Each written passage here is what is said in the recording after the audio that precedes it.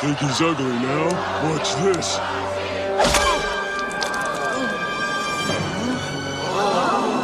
Now that's ugly! Hail to the king!